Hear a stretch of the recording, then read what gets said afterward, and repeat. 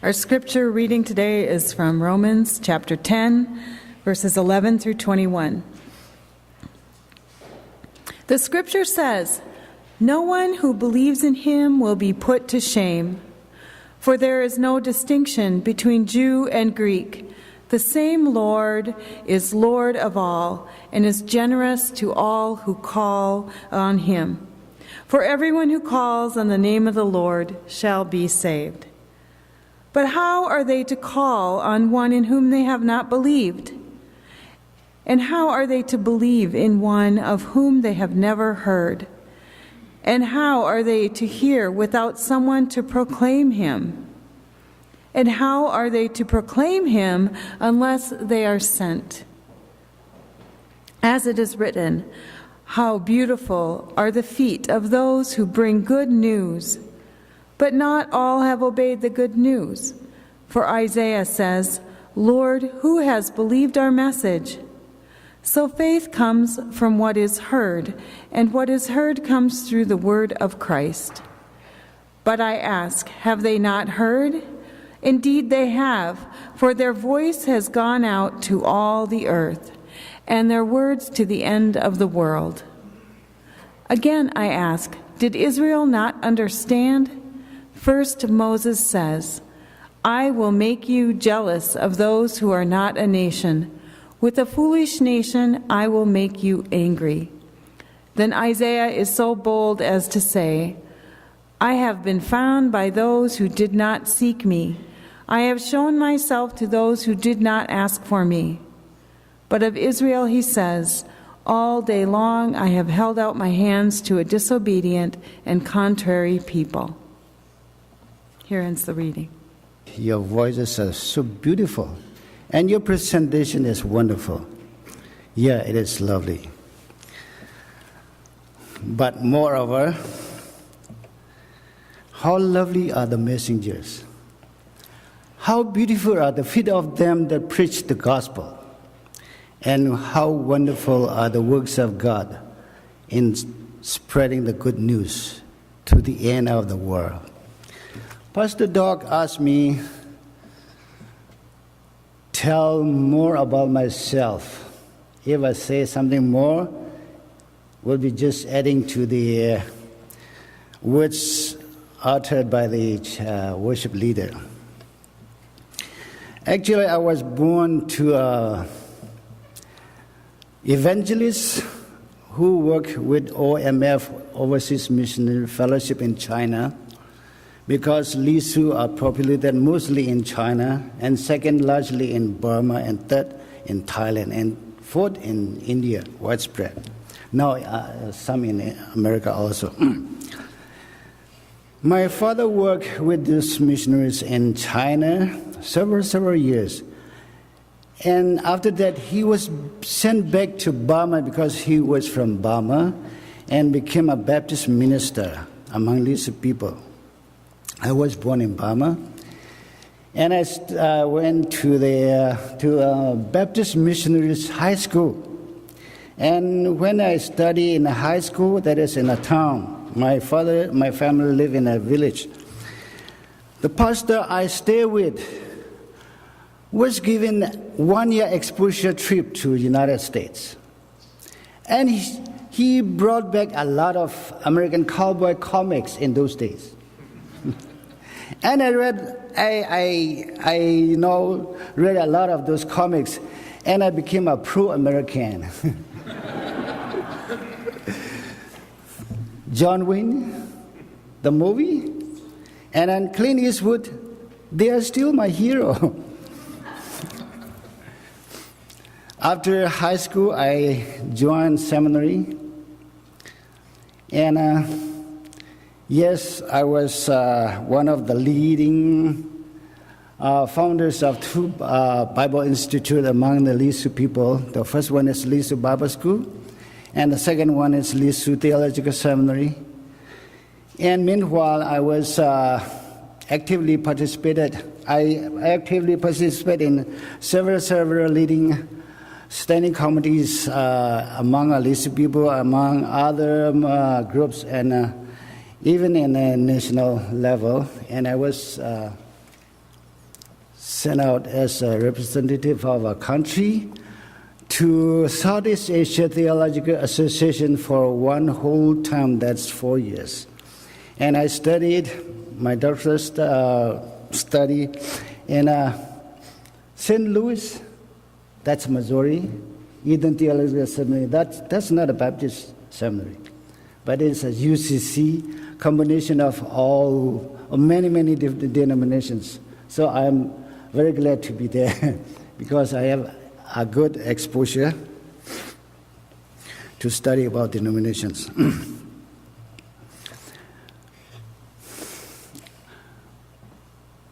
When you watch the nature, you go up to the mountain, to the hill, sit down under the tree, you see some seeds have paddles like helicopter.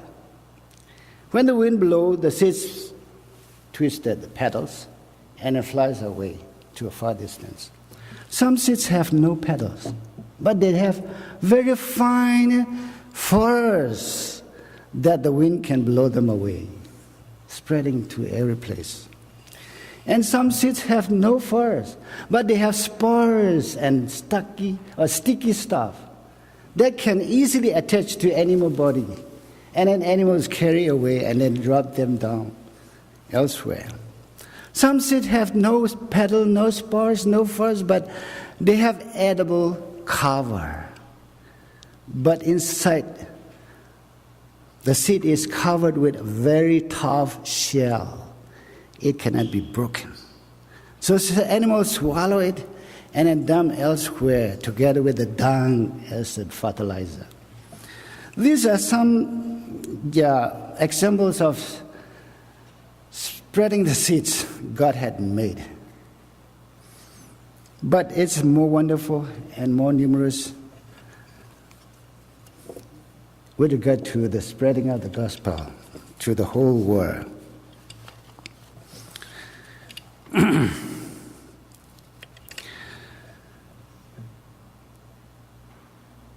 I'm going to share out of million stories and incidents, only 3 incidents that are directly attached to my life, to my people, to the life of my people and my country.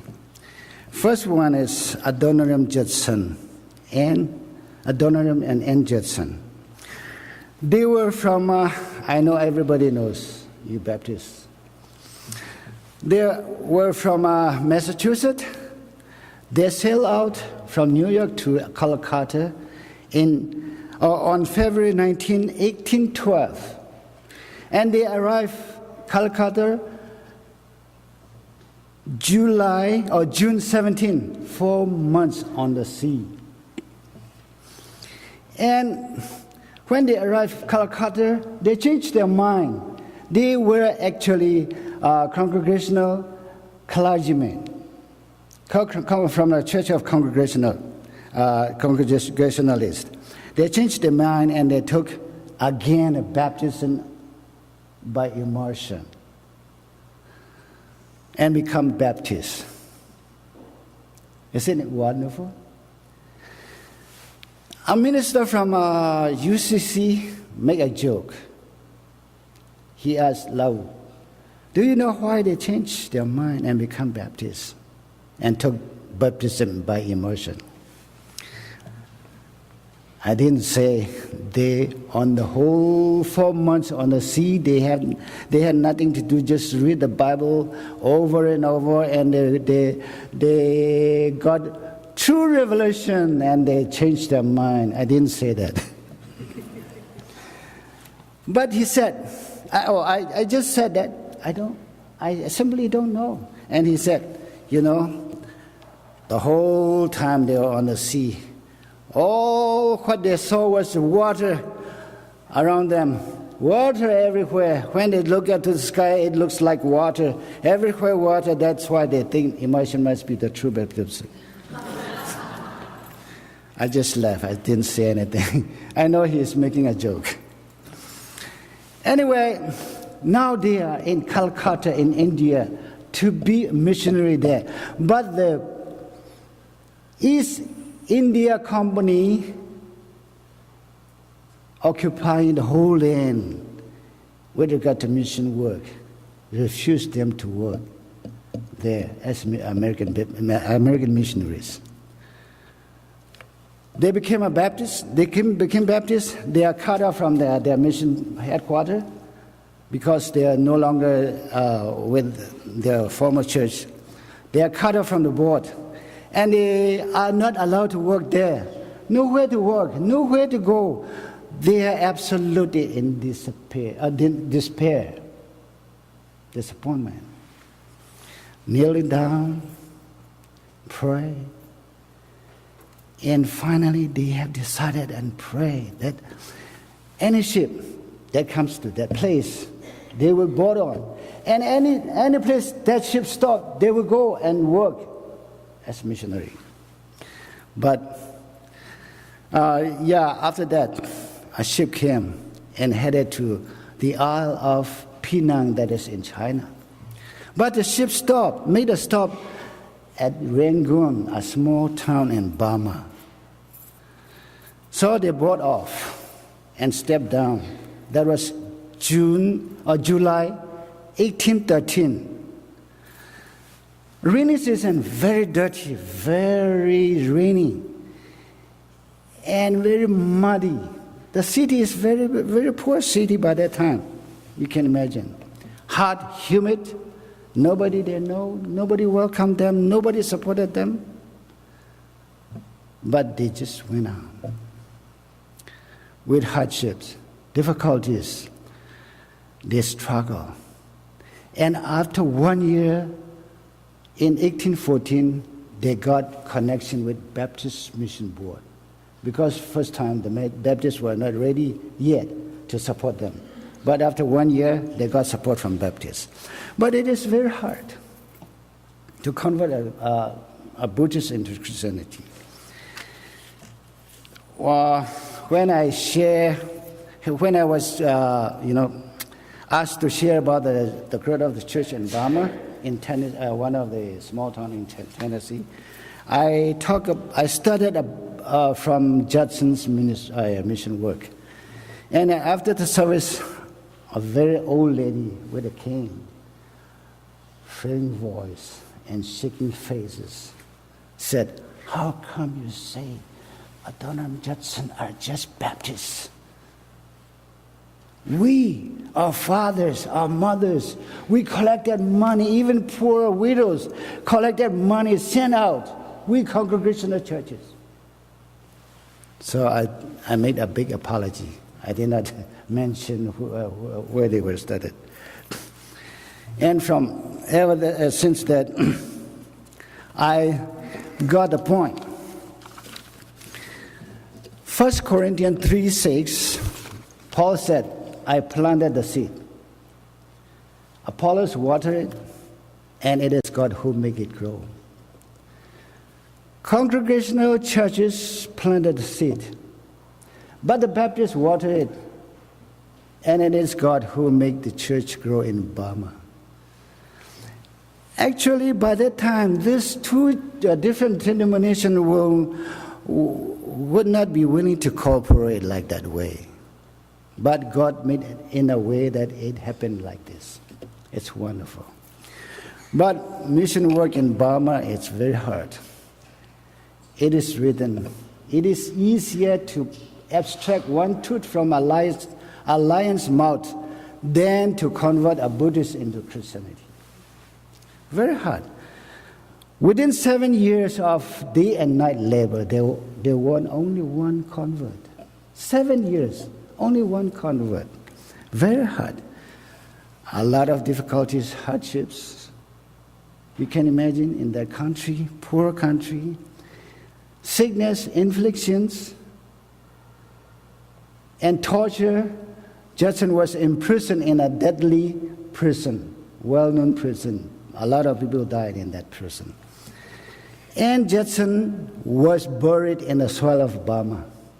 And Judson himself was buried in the sea. So I remember this word, the word of Jesus Christ. The Son of Man has nowhere to lay his head, right?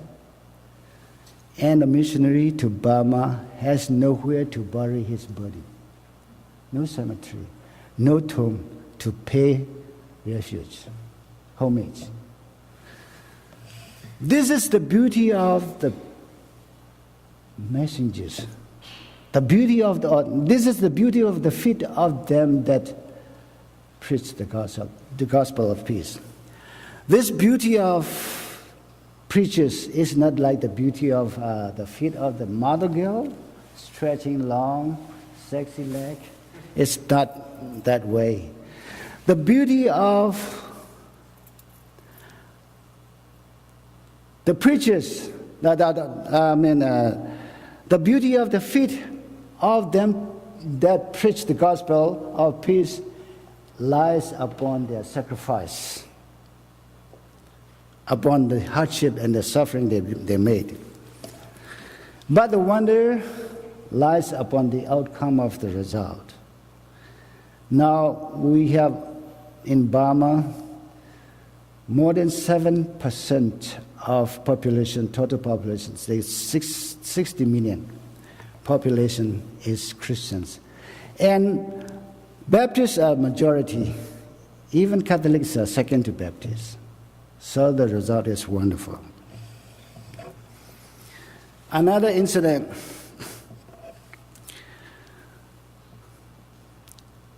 A British missionary by the name of James O. Fraser, he's well educated in those days, joined OMF, Overseas Missionary Fellowship in China, in early 1900. He was well educated, and when he joined mission board, he was enthusiastic to preach the good news, to convert the people. But he was assigned to study Chinese literature, to do literature of mission. He was not interested in that assignment, but he was put in a small town quite close to Burma border. There we have several groups of ethnic minorities. But the place have one market day after 5 days. One market day after 5 days. And then on every market day, he went out to the marketplace to talk to the people. But this British young man has a long face, white man, tall guy, round head, long coat, rainbow. When he stepped into the marketplace, people get away from him because they think that this is a ghost. But a group of people called Li Su, they get closer to him. It is written. They get closer to him and see his face by face to face and talk in their own language. And when they don't understand, they use international language. And finally, they were acquainted to each other. And then he set up a small room in a marketplace. Every marketplace, he talked to these people. And then he gave medicine to the sick people. And they were acquainted. And then he was invited, saying that, come to our village. We came from 6 days' journey. Come to our village. We will slaughter our pig and then feed you well. See, such a lovely people. And then he went to this village and converted several villages into Christianity. But the mission host, from mission headquarters from Shanghai, refused him to work for the Li Su. They said, instead of going to Li Su, why don't you go to Saboshan? That's a larger group. The mission board think that Li Su are too small in number to launch a mission work. But he insisted on going there. After 6 years, mission board decided to launch a Li Su mission. You know what happened? Long before Fraser were there, having connected with the Li Su, there was an animist priest who prophesied that there will come a white Li Su king bringing back your lost Lisa book. See that prophecy. There will come a white Lisa king, bringing back a lost Lisa book. So these people are longing for that. So when they see Fraser in the marketplace, everybody except Lisa, they're getting away from him, but they get closer. And they listen to his words. And they became Christians very fast. It's like John the Baptist preparing the way for Jesus Christ, right? God used enemies, priests, to prepare the way for the gospel among the Lisu. If not God, the Lisu people will be still hidden in the world. Not mission board, but God made wonderfully among the Lisu people. Now, in China, we got a lot of persecution by communist regime. Persecution upon Christians. But after religious toleration was given, now Lisu people emerged as having the highest percentage of Christianity among the individual language groups. The highest percentage, Lisu. So in 2006, a group of people from China came to the United States making Chinese Bible exhibition tour. And then exhibited in 3 major cities, one in Los Angeles, one in Atlanta, one in New York. And by that time I was in Los Angeles, and I went to the Crystal Cathedral and watched them. And this group brought, in honor of these Lisu people, this group brought 6 Lisu people, giving chance to express to the world how they love the gospel, how they love to sing praises to God in their own language, in their own costume. It's wonderful God is working in spreading the good news. Now I'm going to share the last incident. There's a place, an area, quite close to the Burma-China border. But Baptist missionaries on the side of Burma, they could not get to that place. And a China inland missionary could not get to that place. They were left behind, left in between. We have almost 300 households in that area, Lisu households. We do have in that area, there was a person by the name of Zisa, who is mentally ill, not that worse, but he had a wife and relatives. But one day he was lost. Villagers searched for his body in the rocks and in the cliffs, looking for his body. In a very thick forest to find clues that he is eaten by the animals or beasts. They didn't find anything. After searching 1 month, the animal priest, conducted the rites that are to be conducted to the dead person. That means officially he is dead. But after 6 months, in one evening, this alleged widow, when she came from the field to the village, when he got near to her house, the door is open. In the evening, the door is open. And when she got closer, she saw a person sitting by the fireplace. Big American cowboy hat, long coat, boot. And then he heard these words, "No more ngoy lao la." That means, "I am back, my dear." The voice is her husband's voice. Everybody knows that her husband dead. So she shouted, running around the village and shouted, "Ghost, ghost, ghost, ghost." And all the villagers came out with guns, with sticks, and some with brooms, sweeping brooms, because people believe that if somebody is possessed by an evil spirit, then brooms can be used to beat them down. So they surrounded the house. Then he came out and then spoke out briefly how he was led by a spirit to the other side of the river. There's a river.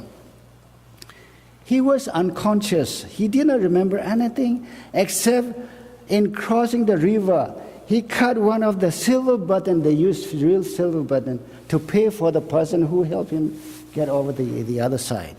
And then he got lost memory again. And then finally he got consciousness when he met with American missionary by the name of Cook, working for China Inland Mission.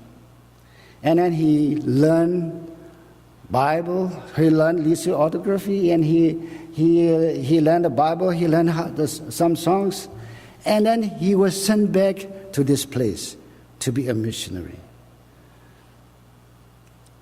He showed the book. He has a little small book, Bible quotation book, and some songs are written there. And he showed one of the missing button, and people are hard to believe, but they cannot do anything. They are afraid. He said, I come back here to set all of us free from the imprisonment and persecution of this evil spirit, because they worship the evil spirit. Now I bring God, the Creator, to set us free. Today, this evening, I'm going to tear down our family, household, spirit shrine.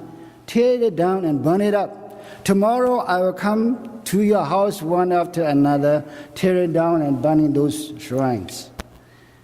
People are afraid to say anything against him. But they think that evil spirit will do something to this man. Watch him. But nothing happened. So they tear down all the spirit shrines in the household spirit shrines and burn it up in that village. In the evening he declared, tomorrow I'll go to that big village where enemy's priest is. Stronger village. And that evening after dark, without thunder, without lightning, without rain, without cloud, a big storm blew from the south to the north, pulling down some trees. It is the sign of evil spirit governing in that whole area, fleeing away in that evening. And on the next day, he did the same to the village, and the whole area became Christians. And the head of that area was a Christian man. He sent message to the Burmese government. That's two days journey. And the government sent two policemen. And they came and observed every night, 2 nights, learning about the songs and Bible quotations, all those things. After watching 2 nights, they cut just 2 letters from the book to show the government. And then said in Chinese, "Zhou ma biao pa, pa ma biao zhou." They uttered 2 words only. "Zhou ma biao pa, pa ma biao zhou." That means if you're afraid, don't do it. If you do it, don't be afraid of it. That's officialization. So this is the way God used in spreading the good news. It's wonderful. We still remember that when Jesus entered into the Jerusalem, people shouted, "Hosanna, Hosanna," right? And then some Pharisees that said that, "Don't let them shout." And Jesus, what did Jesus reply? We still remember, right? If they don't shout, look at the stones by the wayside, they will shout. See, if missionaries don't do, then God can use a fool. God can use enemy's priest. God can do anything He likes. He is doing wonderfully in spreading the good news in the whole world. Now, I hear some people complaining about the government of this country, bringing in too much people from different faiths from all over the place, the world, making this country, creating a melting pot. Have you ever heard that?